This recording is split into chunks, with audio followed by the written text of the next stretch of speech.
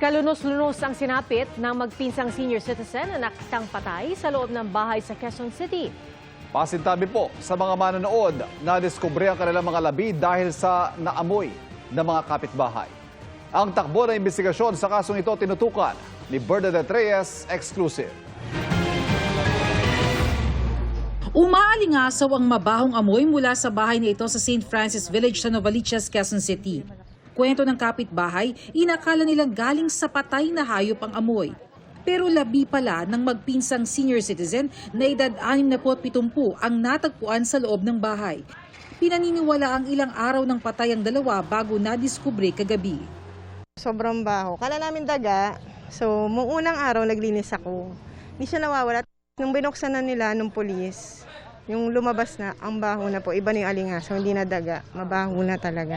Nung nakareceive ako report around 11 in the evening, sabi ko sa mga kasama ko, puntahan na namin. Nakita namin dun sa may screen, dun sa likuran, sa screen door niya, may mga tasik na ng dugo. Ayon sa Homeowners Association ng St. Francis Village, Lunes pa raw nang huling makita ang magpinsan. Pero nagsimula nang magtaka ang mga residente rito nang may maamoy na mabaho mula sa kanilang bahay. Ayon sa QCPD Station 4, hinihintay pa nilang autopsy report.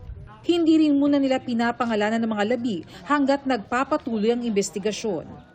Hindi namin niro-roll out na may possible foul play. Kasi nga sa bilang ng victim, dalawa sila.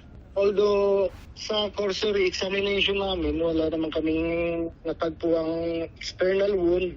Pero may possibility din po na may mga indicators ng asphyxiation. So may mga lead na nito. Going ang investigation. May persons of interest na raw na kinakausap ang mga pulis. Ang mga persons of interest pa lang po, hindi pa natin masasabing suspect. Wala naman pong nakitang forced entry. May mga tinitingnan na tayong agulo. Ayon sa pamangkin ng mga biktima, palaisipan sa kanya kung anong motibo sa krimen, pero mensahe niya sa may kagagawan nito. Sana sumuko na lang sila. Gusto mong panagutin ko eh.